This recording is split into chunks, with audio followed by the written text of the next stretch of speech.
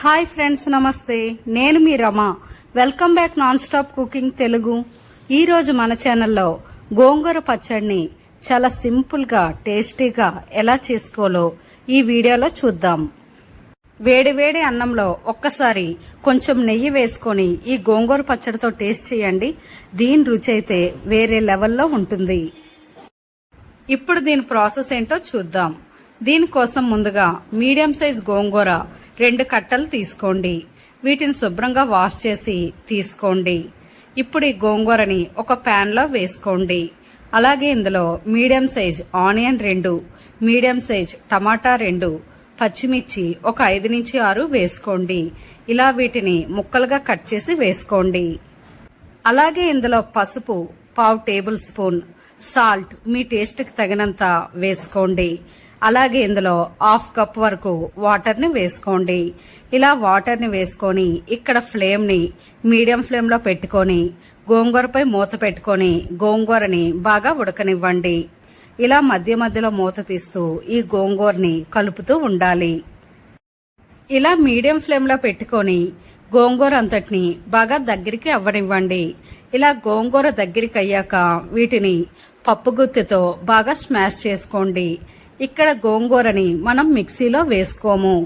గోంగూర అనేది మనం తినేటప్పుడు నోటికి తగులుతూ ఉంటేనే టేస్ట్ బాగుంటుంది. ఇలా గోంగూర అంతటిని స్మాష్ చేసిన తర్వాత ఒక ప్యాన్ వేసుకోండి. ఇందులో 1/2 టేబుల్ స్పూన్ మెంతులు, 1 టేబుల్ స్పూన్ ధనియాలు, 1 టేబుల్ స్పూన్ జీలకర్ర, ఎండుమిర్చి 7 నుంచి 8 వేసుకోండి. ఇక్కడ ఫ్లేమ్ ని లో ఫ్లేమ్ లో పెట్టుకొని ఇవి కలర్ చేంజ్ అయ్యే వరకు బాగా ఫ్రై చేయండి. ఇక్కడ ఈ మసాలా అనేది మాడిపోతే మనం చేసే గోంగూర టేస్ట్ అనేది మారిపోతుంది.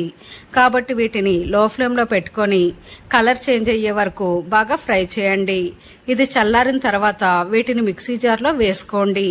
ఇలా మిక్సీ చేసిన ఈ పౌడర్ ని గోంగూరలో వేసుకొని బాగా కలుపుకోండి.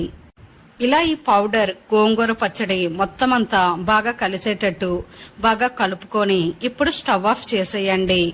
ఇప్పుడు వీటికి తాలింపు వేసుకుందాం.